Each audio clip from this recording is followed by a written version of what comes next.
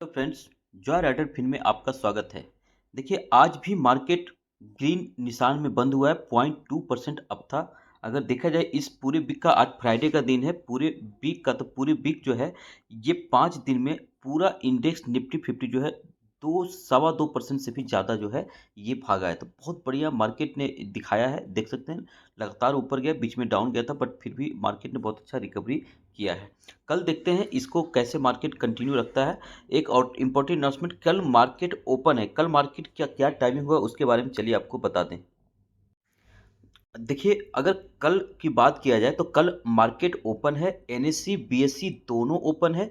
Market में एक तरह से ट्रायल चल रहा है डिजास्टर प्रिपेयर्डनेस का, कि अगर आपातकाल आ जाए, डिजास्टर ऐसा हो जाए, तो उसके लिए भारत में जो स्टॉक मार्केट, कैपिटल मार्केट है, उसकी कितनी तैयारी है। तो in the event of major disruption, अगर ऐसा होता है तो उसकी तैयारी चल रही है कि किस तरह से ये अपनी प्रिपेयर्डनेस कर सकेंगे। इसके लिए क्या होगा, दो नेटवर्क होगा, ठीक है। ये जो प्राइमरी स्विच ओवर करेंगे, बोथ जो एक्सचेंज है ना, वो स्विच ओवर करेंगे प्राइमरी साइट। अभी जो ट्रेडिंग होता है मेन साइट, प्राइमरी साइट कर लीजिए, वहाँ से एक डिजास्टर रिकवरी साइट बनाया है इन्होंने, ठीक है। तो डिजास्टर के केस में अगर इनके सब कोई आपदा आती है तो डिजास्टर रिकवरी साइट इनका अलग होगा, वहाँ से ये पूरा ऑपरेशन होगा। तो उसकी तैयारी होगी। कल कल स्विच ओवर करेंगे कि प्राइमरी साइट पे पहले ट्रेडिंग होगा, उसके बाद डिजास्टर रिकवरी पे साइट पे उस पर स्विच ओवर करेंगे, उस पर फिर ट्रेडिंग होगा, चेक करने के लिए कि वो कितना सक्सेस रहने वाला है।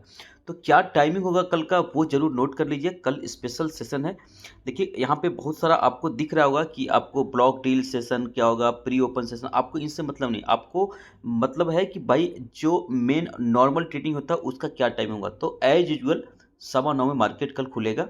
कल स्पेशल सेशन है, नोट कर लीजिए। शनिवार के दिन जो है मार्केट 9:15 से 10 तक आपके लिए ओपन रहेगा, ये प्राइमरी साइड पे, ठीक है।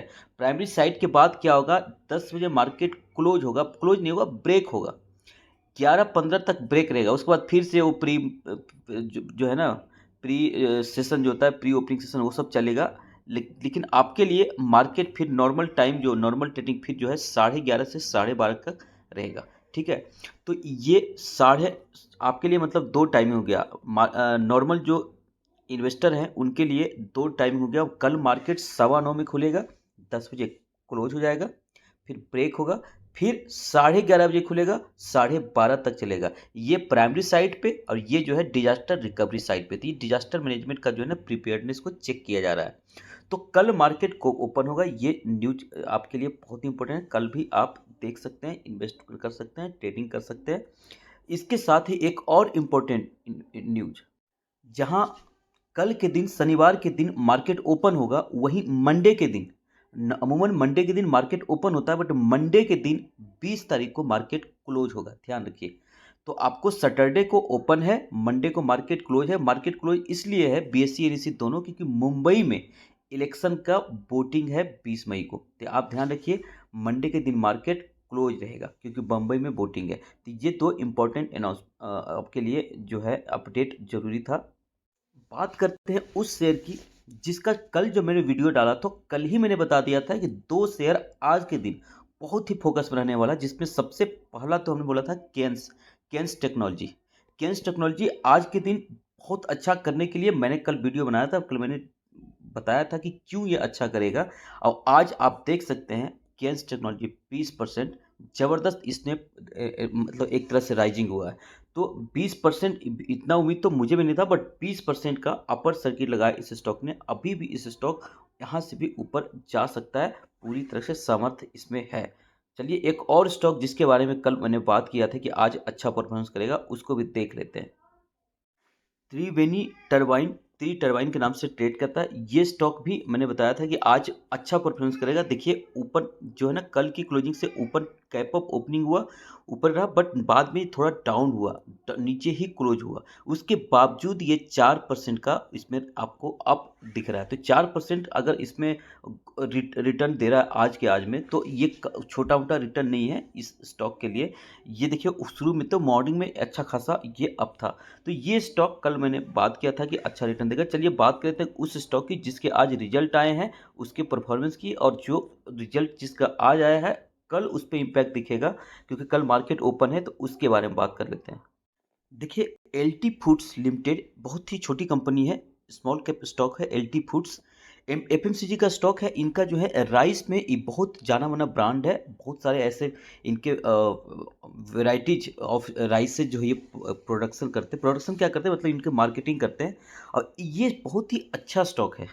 उसके बावजूद बहुत अच्छा रिटर्न बना के दिया नहीं है। अगर आप देखेंगे 5 साल का भी चार्ट लगाएंगे, देखिए धीरे धीरे ये जाता है। इसमें पोटेंशियल पूरा है। जितना आप जो मूवमेंट देख रहे हैं, गिरता है तो तेज गिरता है, आप देख सकते हैं बहुत भयंकर इसमें गिरावट होती है। स्मॉल कैप स्टॉक की ये स्पेशलिटी होती है।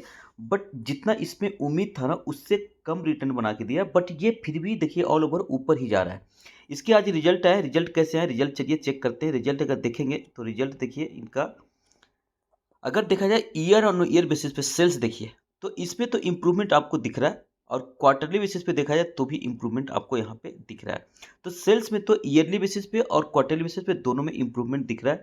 अगर वही ऑपरेटिंग प्रॉफिट चेक करें तो ऑपरेटिंग प्रॉफिट देखिए वहाँ भी ईयरली और क्वार्टरली दोनों बेसिस पे इम्प्रूवमेंट इस स्टॉक में दिख रहा है। ये स्टॉक लगातार मतलब इम्प्रूवमेंट दिखा रहा है। देखिए 196, 214, 240, यहाँ थोड़ा सा मतलब डाउन था, बट अगेन 245 आया है। अगर देखे जाए नेट प्रॉफिट, तो नेट प्रॉफिट में इस तरह का परफॉर्मेंस जो चल रहा था, थोड़ा इसमें यहाँ पे चेंज हो गया है। अगर देखेंगे ईयर ऑन ईयर बेसिस पे तो 150, 132 से 150, बट क्वार्टरली बेसिस पे देखेंगे तो यहाँ पे आपको गिरावट दिख रहा है।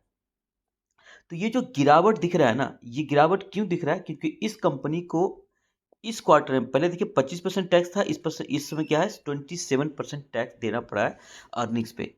तो टैक्स, इनको टैक्स लायबिलिटी ज़्यादा इस क्वार्टर में देना पड़ा है। इसी कारण है कि इनका प्रॉफिट जो ऑपरेटिंग प्रॉफिट था, वो फाइनल प्रॉफिट आते आते जो है वो पिछले क्वार्टर से यहाँ पे कम आपको दिख रहा है। तो इससे बहुत ज़्यादा फर्क नहीं पड़ता है। कंपनी के परफॉर्मेंस ऐसा नहीं कि बहुत ही खराब हो गया। लॉन्ग टर्म में ये स्टॉक बहुत अच्छा रिटर्न बना के देगा। ऐसे इस पे इसका बिजनेस, क्योंकि इतना इसका काफ़ी बढ़िया है, मार्केट में काफ़ी जाना माना ब्रांड है एलटी फूड्स। इसके प्रोडक्ट आप जा कर करके वेबसाइट पे चेक कर सकते हैं। ज़रूर आपके घर में भी यूज होता है, या अपने मतलब समझ जाएंगे कि कितना कॉमनली यूज होता है इनका प्रोडक्ट। तो बहुत मार्केट में डिमांड है। बट इस स्टॉक का अभी जितना एक्सपेक्टेशन था उतना बढ़िया रिजल्ट तो नहीं आया। मार्केट ओपन था उसके दौरान ही आया, इसलिए इसके प्राइस में बहुत ज़्यादा फर्क नहीं पड़ा। ऐसा नहीं कि बहुत ज़्यादा टूट गया या बहुत ज़्यादा भाग गया, ऐसा नहीं। ठीक है, ओके ओके इसको कह सकते हैं। एक इम्पॉर्टेंट स्टॉक जो कि पिछले कुछ समय से लगातार रिटर्न बना के दे रहा है, आरबीएनएल, रेल विकास निगम लिमिटेड, गवर्नमेंट पीएसयू है। रेलवे इंफ्रास्ट्रक्चर में काम करती है ये स्टॉक। ये स्टॉक देख सकते हैं कि ये पी जो कितना है 38 के पी पे चल रहा है, ठीक है। और इसका जो है इंडस्ट्री का पी कितना है, तो 20 का पी है। तो थोड़ा पी ज़्यादा जरूर है, बट ये स्टॉक जो है ना लगातार रिटर्न बना के दिया है। आप यहाँ पे अगर देखेंगे 3 साल का अगर चेक करेंगे तो 3 साल में देखिए इनका किस तरीके से नीचे चल रहा था फ्लैट, इसके बाद एकदम ऊपर रिटर्न बना दिया है।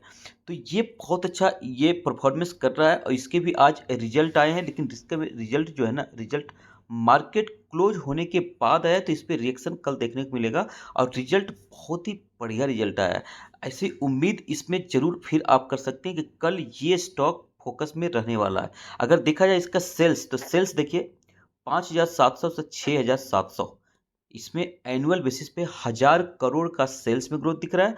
अगर आप देखेंगे क्वार्टरली बेसिस पे, तो इसमें और ज़्यादा 4,600 से 6,700 एक तरह से हो गया है। ऑपरेटिंग प्रॉफिट चेक करेंगे तो ऑपरेटिंग प्रॉफिट में भी ऐसे ही ईयरली बेसिस पे देखा जाए तो इसमें ग्रोथ, बढ़िया ग्रोथ दिख रहा है। अगर क्वार्टरली बेसिस पे देखा जाए तो पिछले क्वार्टर का रिजल्ट उतना अच्छा आया नहीं था, उसके बाद ये क्वार्टर का रिजल्ट बहुत ही धमाकेदार दिख रहा है, 456 करोड़। तो ये आप देख सकते हैं नेट प्रॉफिट में भी ऐसे ही तब्दील हो रहा है इनका। पिछले क्वार्टर के मुकाबले यहाँ भी देखेंगे 359 वाला 478, मतलब 100 करोड़ से भी ज़्यादा इनका नेट प्रॉफिट 3 महीने के अंदर ग्रो कर जाता है। आप सोच सकते हैं 33% लगभग। अगर पिछले जो साल का सिमिलर मार्च का क्वार्टर था, वहाँ से भी देकर चेक करेंगे तो यहाँ भी 365, यहाँ भी 359।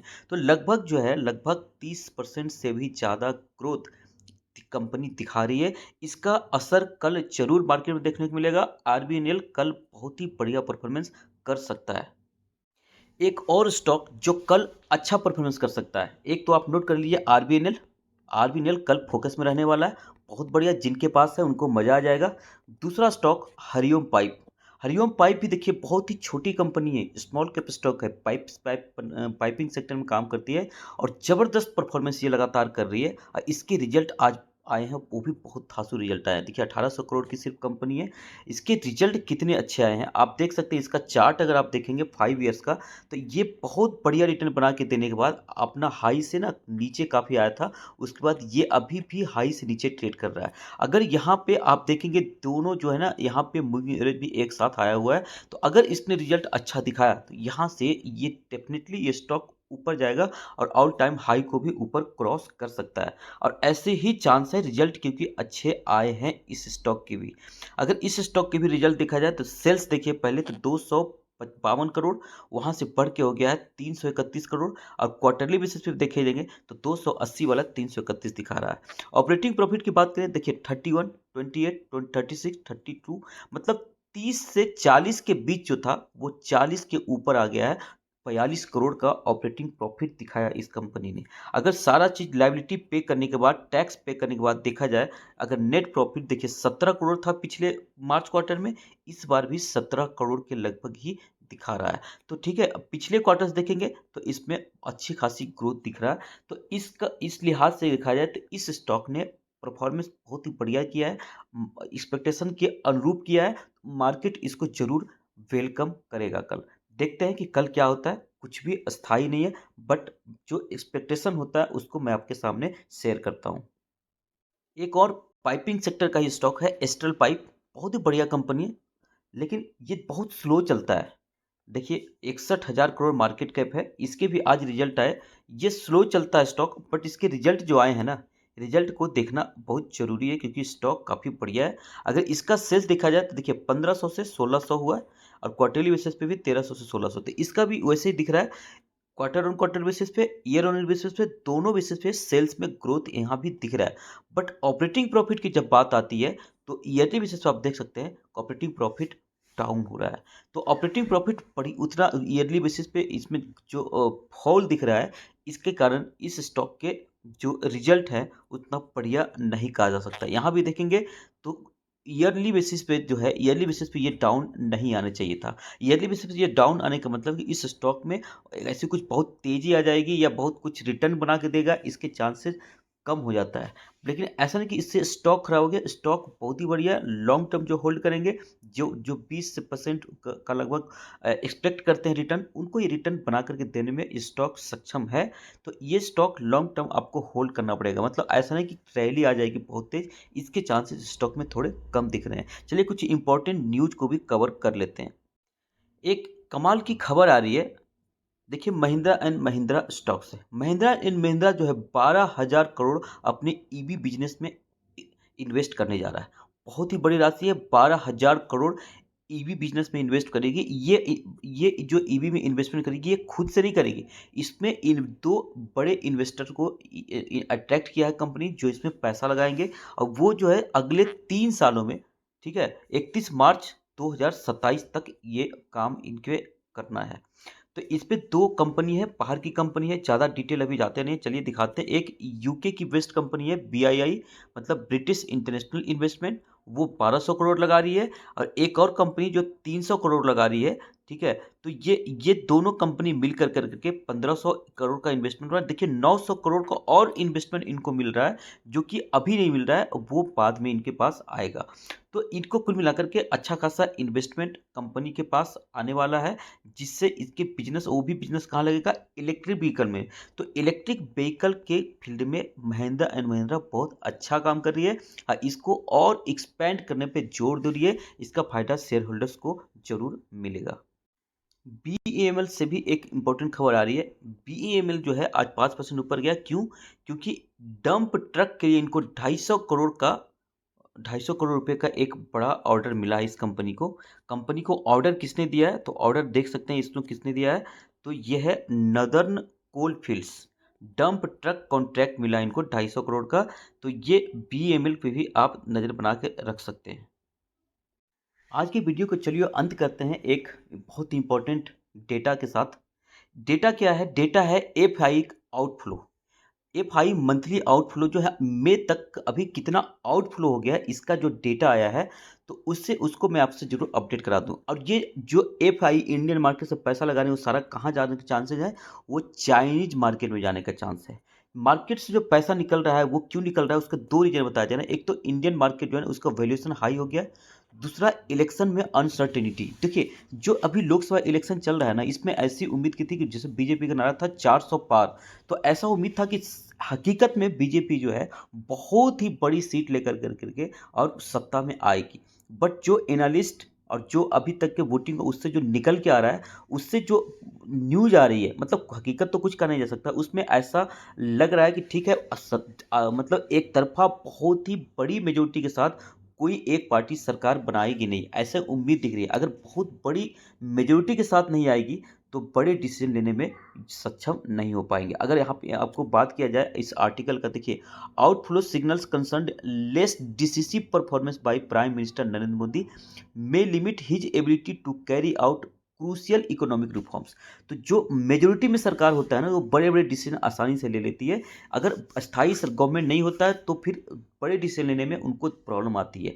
तो इनको ऐसा लग रहा है कि बड़े डिसीजन लेने में सक्षम नहीं हो पाएगी आने वाली गवर्नमेंट, इसलिए यहाँ से निकल जाओ। और यहाँ से निकल इसलिए भी जाओ क्योंकि इंडियन मार्केट थोड़ा सा क्या हो चुका है, हाई वैल्यूएशन हो चुका है। तो उनको चाइनीज स्टॉक जो है अभी इनका वैल्यूएशन काफ़ी लो है, एक अच्छा अपॉर्चुनिटी दिख रहा है, इसलिए वहाँ पे वो जाने की तैयारी कर रहे हैं। यही कारण है कि मई तक का जो अभी डेटा आया है वो काफ़ी हैवी सेलिंग आया है।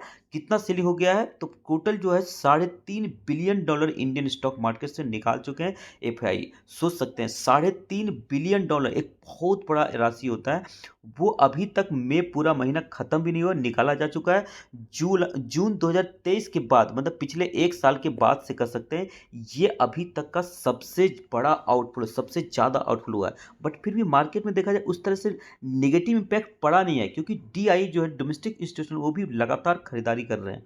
तो देखते हैं कि क्या होता है। अगर स्टॉक ये इलेक्शन का जो रिजल्ट है वो मार्केट के अनुकूल आ जाए तो वापस यही इन्वेस्टर फिर इंडियन मार्केट में आएंगे और एक बहुत अच्छा रिटर्न रैली भी देखने को मिल सकता है। चलिए, ये जानकारी आपको कैसी लगी आप जरूर हमें बताएं, और अगर अच्छी लगे तो वीडियो को लाइक करिए, शेयर करिए और चैनल को सब्सक्राइब करिए। थैंक यू, धन्यवाद।